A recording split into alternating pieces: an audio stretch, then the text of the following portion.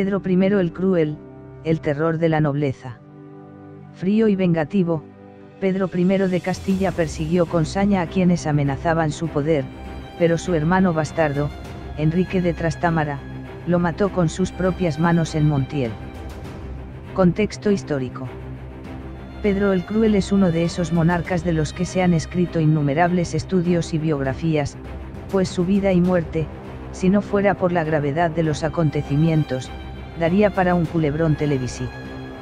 Pedro I de Castilla, que debió llamarse Pedro I de Borgoña atendiendo a su linaje dinástico, Burgos 30 de agosto de 1334, Montiel 23 de marzo de 1369, hijo de Alfonso XI de Castilla y María de Portugal, fue rey desde la muerte de su padre en 1350, ganándose el apodo de El Cruel para sus detractores o El Justiciero para sus partidarios, no dejando indiferentes a uno ni otros. La infancia de Pedro ya fue, de por sí, complicada porque su padre, el rey Alfonso XI, lo envió junto a su madre, la reina María de Portugal, fuera de la corte. La razón no era otra que la existencia de otra mujer en el corazón y lecho del monarca. Leonor de Guzmán, una noble con la que el rey llegó a tener 10 hijos, uno de los cuales, Enrique II, sería su asesino y quien le sucedería en el trono, comenzando así la dinastía Trastámara su reinado en la corona de Castilla. La última Trastámara fue la reina Juana la Loca. Casa Trastámara. Es interesante aquí citar el origen de la Casa de Trastámara, tan importante en nuestra historia. En primer lugar, resulta imprescindible recordar que el origen de su nombre, Trastamari, significa detrás del río Tambre, que así es como se llamaba entonces dicho río. Enrique II, el primer Trastámara en la corona de Castilla, ostentaba dicho título otorgado por su padre, el rey Alfonso XI. Los orígenes del título de conde de Trastámara se remontan al siglo XI, como un dominio feudal del norte de Galicia que, en aquel momento es vasallo del rey de León o del de Galicia, según la época. Asociado al linaje de los Traba, se trataba de uno de los feudos más importantes del reino por cuanto mayores rentas aportaban. Por falta de herederos, la casa se extinguió y el título pasó al rey de León primero, y al de Castilla, después. Este título lo usaban los monarcas para dárselo en compensación a nobles por gestas o fidelidades que hubieran aportado a la corona. Era de carácter vitalicio pero no hereditario, es decir que, una vez el noble fallecía, este pasaba de nuevo al rey, quien podía volver a otorgarlo a otro noble. Esto cambió para siempre cuando Alfonso XI otorgó el título de conde de Trastámara a su hijo bastardo, Enrique, gemelo de Fadrique, quien pasa a ser el fundador de dicha casa. ¿Por qué hablamos de fundador si ya existía desde el siglo XI? Por un motivo muy sencillo, porque lo convierte en hereditario, una condición sine qua non para que sea un linaje, una casa. Al convertirse Enrique II en rey de Castilla siendo, además, conde de Trastámara, dio comienzo así dicha dinastía que permanecería hasta el siglo XVI con la muerte de Juana I la Loca. De todas maneras, la historia no es matemática. Hubo algunos acontecimientos en el medio dignos de ser reseñados. Tras la batalla de Montiel, 1369, el ya rey Enrique II, nombró conde de Trastámara a su sobrino Pedro Enríquez de Castilla. Es decir, el título permaneció en dicho linaje hasta que se extinguió en 1430. A partir de ahí, ya se queda para siempre ligado a la corona de Castilla. También es importante señalar que fue título de la corona de Aragón en virtud del compromiso de Caspe.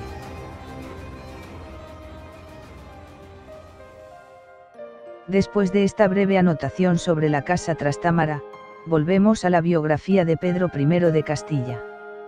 Veamos. Pedro I de Castilla murió en 1369, en uno de los episodios más dramáticos de la historia de la España medieval, asesinado en la tienda de un campamento militar por su propio hermano, Enrique, que se alzó así con el trono de Castilla al término de una cruenta guerra civil. Pero Enrique de Trastámara no solo acabó con la vida de su rival, también lo condenó ante la historia. Para justificar la muerte violenta del rey, se dijo que don Pedro había sido un tirano y se ordenó escribir una crónica en la que aparece como un personaje vengativo, avaricioso y hasta paranoico. Así nació la imagen de Pedro, el cruel. Quienes, por el contrario, piensan que el autor de la crónica mintió o manipuló la verdad, que don Pedro defendió a los débiles y castigó a los nobles y que fue un buen monarca traicionado por los suyos, se refieren a este soberano como, el justiciero. Pedro I subió al trono en 1350, con tan solo 15 años, después de que su padre Alfonso XI muriese en el cerco de Algeciras debido a la peste negra. Al principio mostró poco interés por la política y prefería salir al campo para cazar con sus halcones. Permitió así que un aristócrata de origen portugués, Juan Alfonso de Alburquerque, se hiciera con el control del reino. Alburquerque combatió y ejecutó a gran parte de sus enemigos, utilizando al rey como una marioneta que firmaba las sentencias. Con todo, la principal amenaza para don Pedro eran sus hermanos bastardos, los hijos de Alfonso XI y su amante Leonor de Guzmán, 7 en total. El primogénito era Enrique, conde de Trastámara y un año mayor que don Pedro. En vida de su padre habían gozado de grandes privilegios en la corte, pero tras la muerte de aquel cambió su situación. Leonor de Guzmán, víctima de los celos de la reina viuda, María de Portugal, fue apresada y asesinada. Enrique de Trastámara se convirtió en enemigo abierto del monarca, y desde sus posesiones en Asturias encabezaba rebeliones constantes. En el verano de 1352, don Pedro hubo de marchar al norte para combatir un levantamiento de su hermano, pero en el camino se enamoró de una doncella llamada María de Padilla, a la que hizo su amante. Las bodas de Valladolid.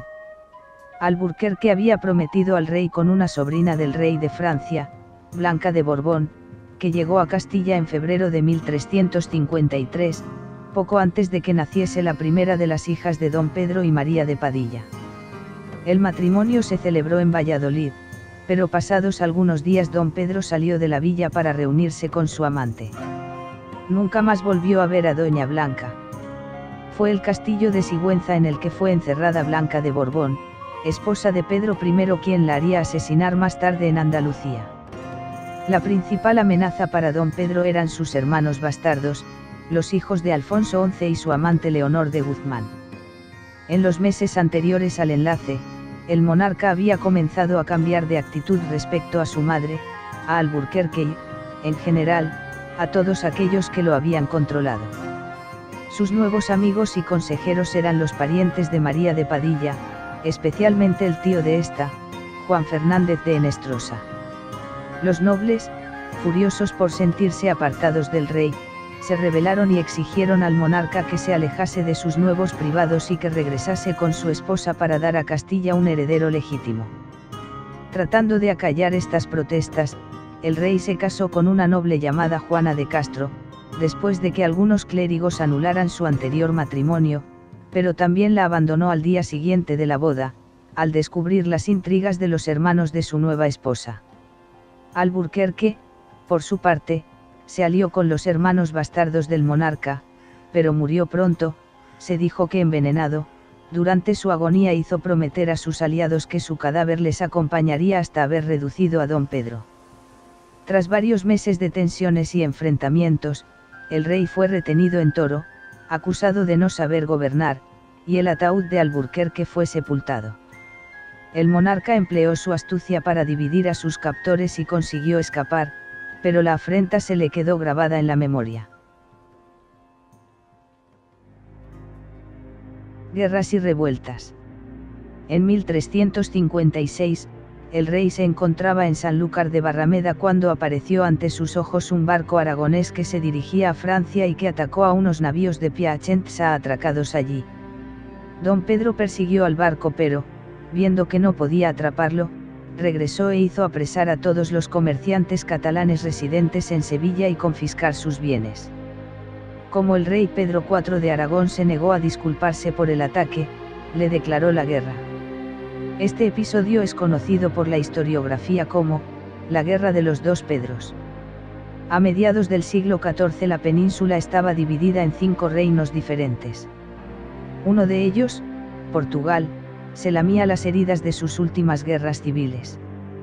Mientras, Navarra se contentaba con inmiscuirse en los asuntos de Francia, su vecino del norte, desde sus cada vez más menguados territorios. Si miramos al sur encontramos el reino de Granada, los sometidos musulmanes vasallos de Castilla, con el simple sueño de seguir manteniendo las tierras heredadas de sus antecesores. Nos quedan 2, el reino de Castilla, el más grande territorialmente, y la corona de Aragón, con sus continuas miras en su expansión mediterránea. Ambos deciden jugarse la supremacía de la península en una intrascendente guerra de los dos Pedros, que acabó como empezó, al menos en el aspecto político. Pero que sentó las bases de una unión dinástica que tardaría 1 siglo y medio más en dar sus frutos, el nacimiento de la España como hoy conocemos. El conflicto con el reino de Aragón, que se prolongó 10 años, se mezcló con las disputas internas en el reino de Castilla. Enrique de Trastámara huyó a Francia y, convertido en mercenario, se unió al rey aragonés. En cambio, sus hermanos y la mayor parte de los nobles lucharon del lado de don Pedro. Algunos le fueron fieles hasta el fin, pero otros muchos le traicionaron y eso llevó al rey a ordenar numerosos castigos y escarmientos. Ejecutar a los traidores era una práctica común en la época medieval. Lo que se recriminó a don Pedro fue el carácter frío e implacable de sus castigos. En 1358 Fadrique, uno de los medio hermanos del rey, acudió al Alcázar de Sevilla para presentarle sus respetos cuando los ballesteros lo desarmaron y lo asesinaron, golpeándolo con una maza. Minutos más tarde, y dando muestras de una terrible sangre fría, el monarca se puso a comer en la misma sala en la que aún yacía el cadáver. A continuación, el rey envió a sus esbirros a Bilbao en busca de su primo don Juan, el infante de Aragón, que fue abatido a golpes de maza. Su cuerpo fue arrojado por una ventana. La lista de víctimas de la ira regia en los años siguientes es muy larga.